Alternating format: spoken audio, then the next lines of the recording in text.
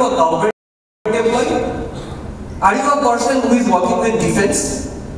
Maybe a person who is taking important decisions in government?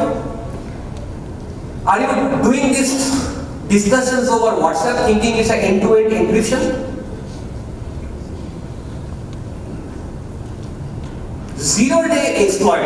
Anybody any idea what is zero-day exploit? Zero-day exploit can be created, bound to a video or an image, sent to your mobile, and your mobile can be completely under my control. Now, when your mobile is under my control, doesn't mean that I will come to know about it. Why? Because the hacker doesn't want you to know that you have been hacked. Then it's a game over for the hacker. He wants to control all the mobiles over here. So when the right time comes, he knows I have a huge database with me where I can get information. And this data I will sell to somebody who has the right price for me. Today this data is not important. Tomorrow this data can have some money.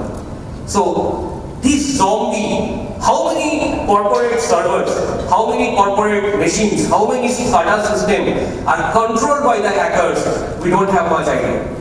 When the attack will start, all these will fall like a bunch of cards. And then we will not have an organization resilience to come back out of it.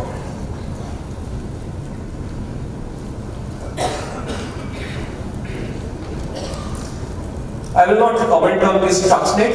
You all know what happened over there, the ransomware. I don't have much time, 0 days.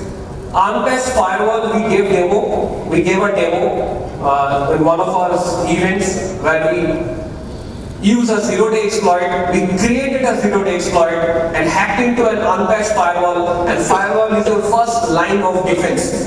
Once that is down, your entire network and server is ours. And that can also be done through MS Word. Fake news, another dangerous tool for the terrorists. Well, there is an example of fake news. I have done some morphing over there to hide the identity. But this was used in two different, old news has been reused to create a hysteria, and it went viral. So fake news, what UK is doing, I was studying, they are teaching their school students how to identify a fake news. Like if you see a picture, look at the car number, the number plate. See whether that number plate is from the place where the picture is showing. Look at the address at the background. Do a Google search. Check on the Google map to see whether that address really belongs to that place what they are showing. Recruitment, I will again not spend too much time, I don't have much time left. Sentiment analysis is something which we use in digital marketing, that is used to recruit terrorists. If the blue whale challenge can make a person jump from the roof, the same technique can be used to make a terrorist. They're looking for people on social media, the vulnerable people, to change them into a radical person, a radical terrorist. I must mention, 1 minute, there is no internet.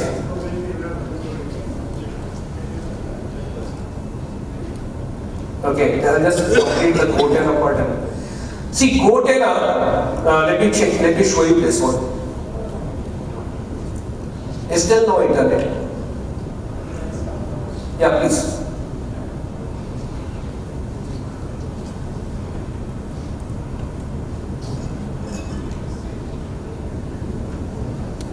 So while sir helped me with the internet, have you heard about Gotena?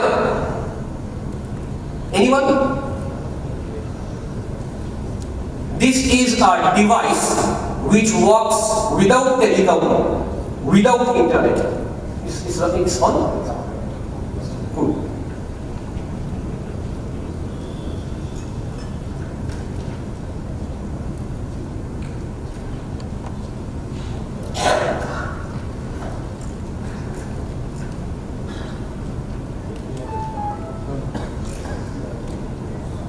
Gotena is a device. See how easy it is to do this. How do we do the surveillance? How do police do the surveillance? through telecom networks, through internet. If somebody is outside the grid, outside the telecom, outside the internet, and they have a closed loop, it is very difficult to discover these people. And this is a device called GoTenor. And if you search GoTenor eBay India, start searching Google. If you search GoTenor, maybe this India. Okay, it's available on eBay, but if you search for India, you will see it is available on the Indian market on Amazon at 21,000 rupees. Such easy to find this.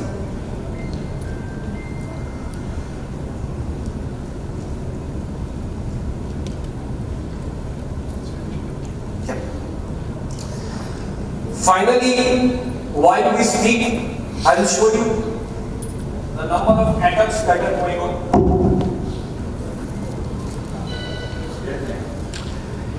Yes, there is a nice map for that, a Norse map. You can also find it. So, this is the last slide for me.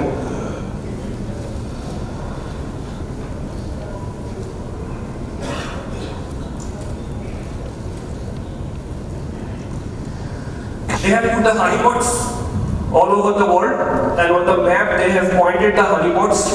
I hope you have some idea about what is a honeypot. And these honeypots are constantly showing the attacks going on from all over the world to different countries. So if a country-wide attack is happening, some of these attacks will be definitely part of the cyber terrorism. Just 1 minute.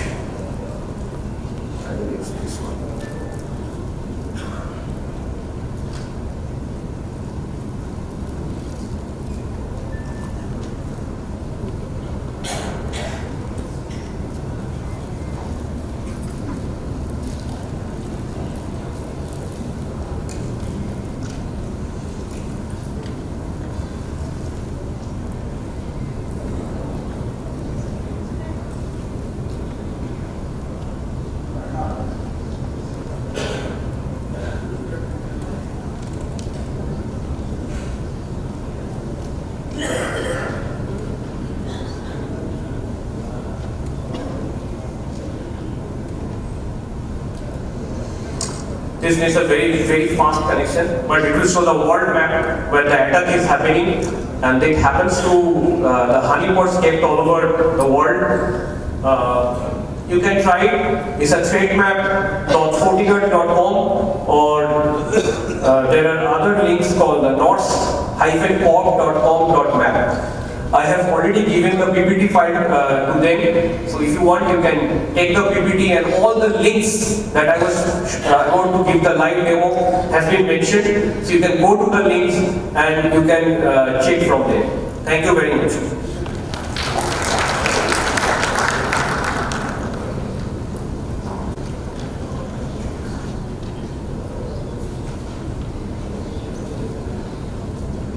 Thank you very much.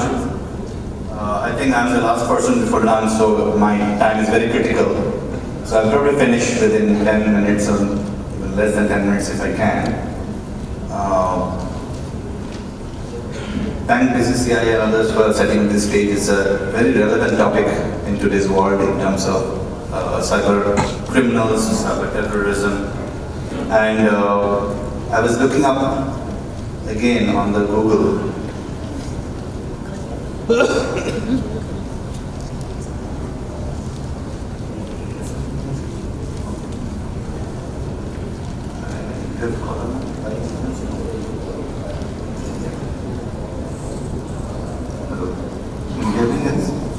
Can you hear me? Okay.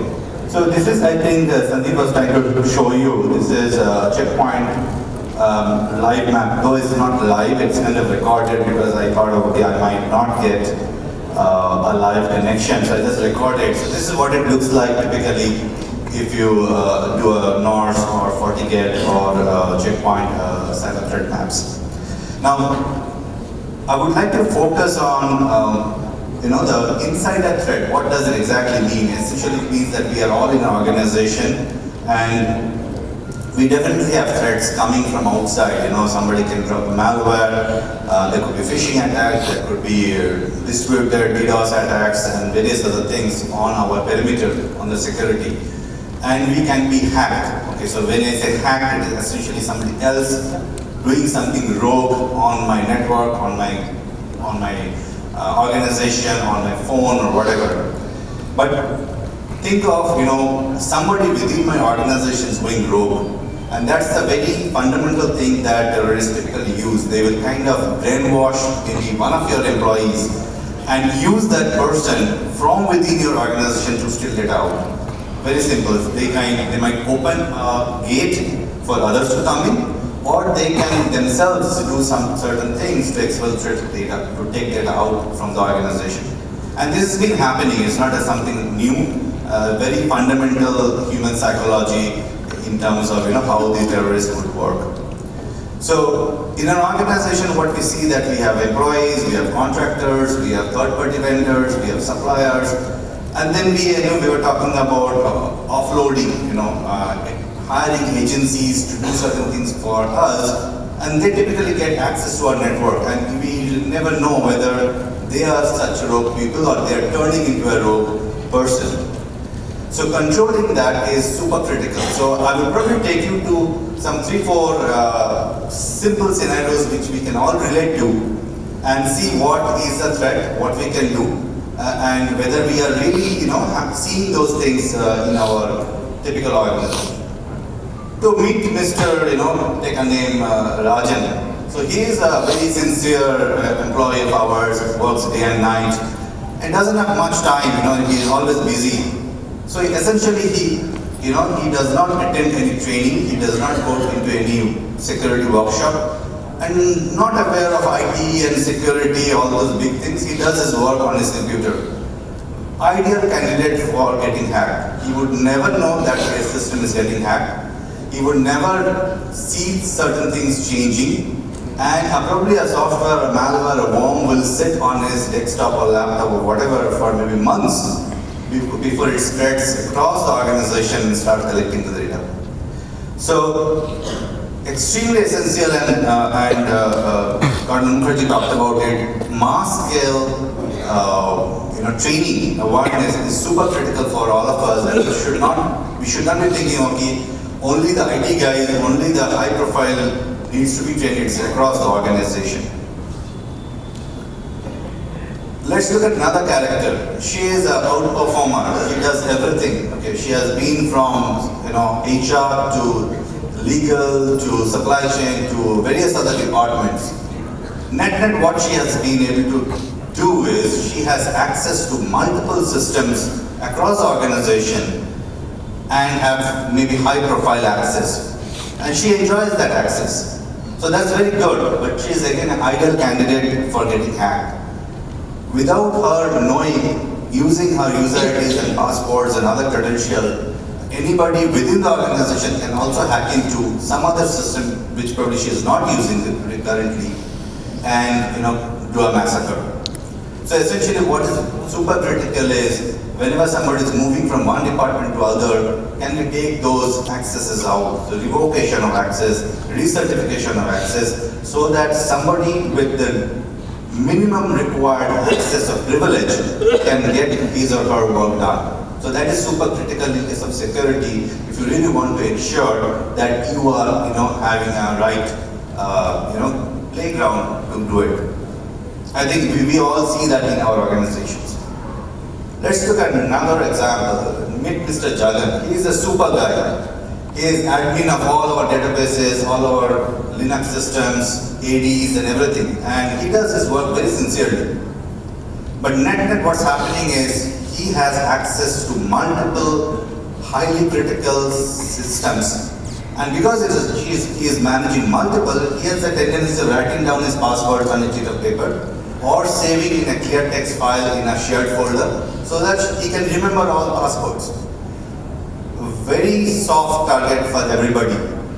I can scan the network, get those passwords out, hack into those servers or databases and other things. So it is very important for us to ensure that how can we restrict privileged access into systems. So there are a lot of software nowadays which kind of ensures that you really do not know the password of a Linux or admin or a DBA or AD systems, but still you can access for a limited duration of time, and whatever you are doing during that time is completely recorded so that there is no other threat, okay? So these are the things that we probably need to take up in our organization to make it more robust. Let's move on to a couple of more scenarios.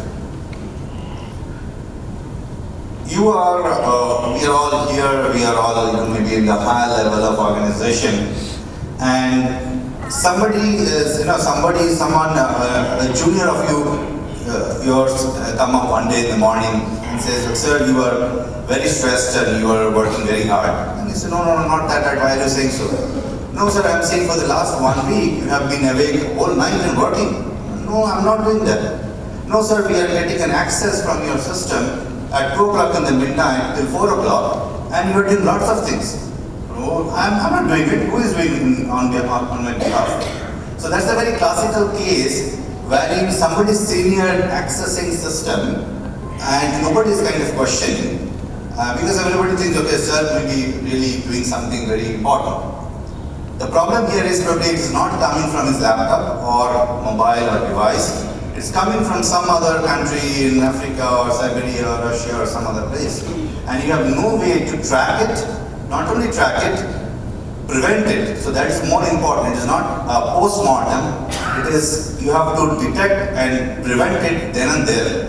So if you're saying there is a request coming from an unknown IP address, let's assume, can I really flash a second factor authentication? Can I ask him to, okay, give me some other ID? I'm going to send you an OTP, validate that. So if it is coming from a known device or a network within the organization, he is probably safe. As soon as there is something coming from a different organization or different country or IP address, probably there is a block. So that is an elevated access, and it is dynamic in nature. It's not like always it will ask for that. So these are the ways we can again prevent an insider threat from happening, be it a rogue employee or somebody getting compromised, and that's why the things are happening. This is again a very interesting case of impersonation. So essentially when we come in, we might have access to multiple systems because we probably hold a higher post or have an approval authority for multiple things, and I have a pattern of working. Maybe I check my emails, I do some approvals, I look at certain maybe purchase order or supply chain things, or if I'm an HR guy, I probably look at some profiles, I go to LinkedIn. So I have a pattern. Let's assume somebody impersonates me and comes in. He would try to look at all possible things in next 1 hour so that he can gather all the data within a very short period of time. So his pattern of access would dramatically change. So can I kind of, using an AI or user behavioral analytics, can I capture that? Can I make a call? It seems that whoever is using the user ID and password is probably not the guy who is supposed to be. So the entire word pattern is changing. And based on that, can I kind of attach a score and then take a call whether should I prevent him for accessing or should I go through a different approval cycle, or can I close down certain sites for a temporary basis so that the behavioral pattern changes. So that is one more thing which we are seeing, the user and entity behavior is the critical thing to identify the insider threats, because that is the way you can probably figure it, and that can also happen for a malware. So if you are having a rogue code, a malware code in your desktop or laptop, it will try to access multiple sites internally without you knowing. So essentially there would be some requests originating from your IP address and going to various other locations, and that is probably not a normal behavior. So these kind of systems at the network level or at the user level can detect and then kind of maybe isolate you directly from the switch so that there is no network connection and there is a flash to you that something is wrong in your desktop, we want to take a deeper look. So that is where we are coming in more of an identity vigilance kind of a thing. So it's not about how we are talking about cyber forensics, we are talking about threat analysis, we are talking about the various outsider attacks. But within our organization, if we do not have a vigilance on our own identities, we do not know when my identity might get compromised. So with that, I probably end my talk. Thank you very much for patiently listening. Thank you. On behalf of all of you, I'd like to thank my co-panelists. To Sri D.P. Terrorism,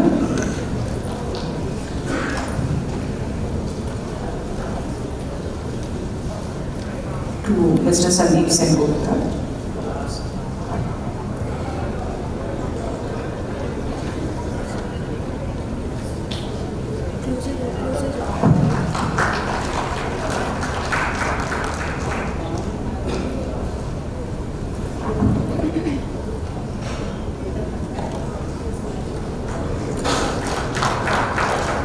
and to Mr. Kaustubh Basu.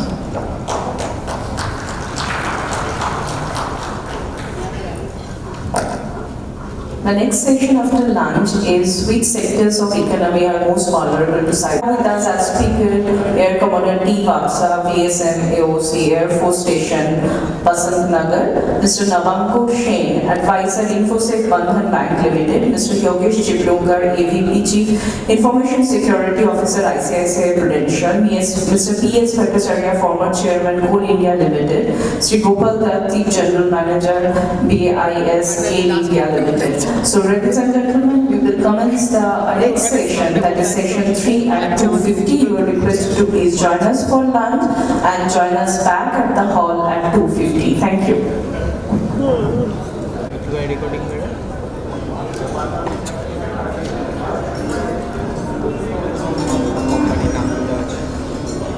मुझे project দেখাচ্ছিল না last আমাকে ফ্রেমে এক সাইডে ওইটাই পিছন দিকে প্রত্যেকটা কোম্পানি আর এটা যেরকম হলো ফার্স্টে লম্বা একটা নিলাম 4 দিন ধরে আলো কেটে দিচ্ছি ওই 1-2 মিনিট রেখে কেটে নামগুলো পড়ার মতো টাইম হয়ে গেলেই ব্যাস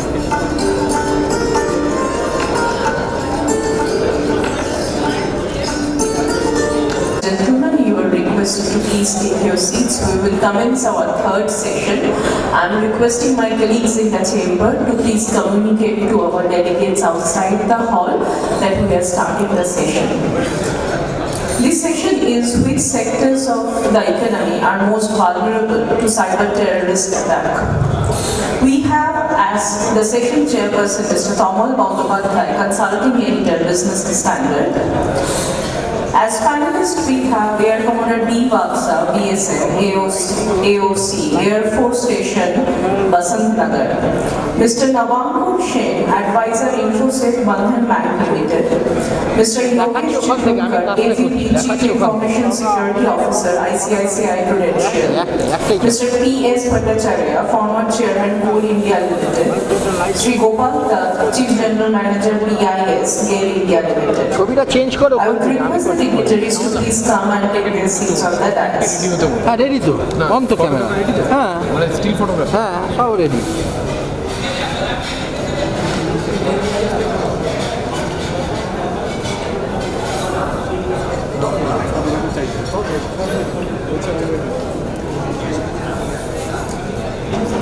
I request Mr. Bandopadhyay to please take the session forward.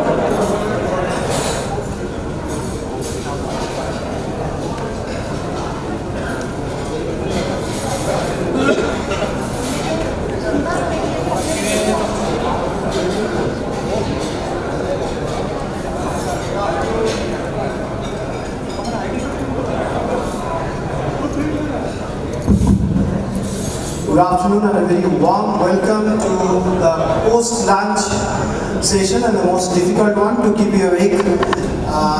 after a late lunch. Subject is which sectors of the economy are most vulnerable to cyber terrorist attack? I'm sure you are aware of the fact that in the entire world there are only two types of companies. One type which are already been hacked, and other one which will be hacked. If you think it's my, it's not my statement, I'm a sort of plagiarist. Gentleman who said this is called Robert Mueller. He was the FBI director between 2001 and 13. I am not an expert, in fact I was doing a lot of Google search to find out what do we talk. But through the session I found that most of the data, most of the incidents and anecdotes which I wanted to talk already been used.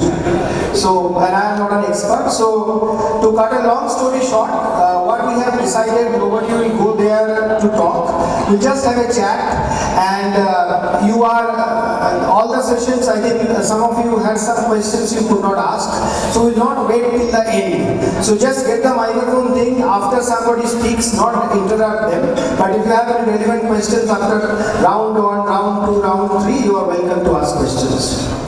And we'll cut it short, we'll have about an hour, not 1.5 hours. So that's the thing, so by 4:10, etc., around 4:10 we'll stop. So please sit down and we have a very interesting combination. Thanks the organizer, you have tried to get people from different segments, even though not every segment is covered, but still on my extreme left there are two gentlemen from two publicity undertakings. Both of you know, I mean, they are pretty well known, one from Gale and one the former chairman of Coal India. I am flanked by two gentlemen who are from the BFSI segment, one of the more vulnerable segment there, from Bandhan Bank and from insurance here. And finally this gentleman, he is from Air Force, a very long title, sir, I'm excusing myself. And he is probably the most qualified, I don't know about others, he is a PhD on cyber security. So sir, like the biggest artist, I am keeping you as the last person to talk. Okay. Just to give a very small intro, because I have to justify why I have come here from Bombay. They spent on aviation, my airfare, etc. So I have done some work, just to tell you that. 2007, I don't have the 2008 data. This 2.7 billion data was stolen or hacked. This is the double of what happened in 2016. 2017 data is 2.7 billion. So the scale, frequency and sophistication, all of them have gone up substantially. 2018 will be more. Second, which are the segments which are most affected apart from BFSI? Aviation, healthcare, retail, which includes social media, entertainment, manufacturing, education, and hold your breath, the governments. And if you talk about in terms of value, which are the two segments most affected value address? One is the internet, the intellectual property, the IP stuff, and second is the customer data. So this is the sort of beginning. I don't want to overload with you more data, and here I stop. I will talk much. So probably I'll stop. I will start with you, Chitrundkar. You are with the you are with the insurance segment. Can you tell us briefly how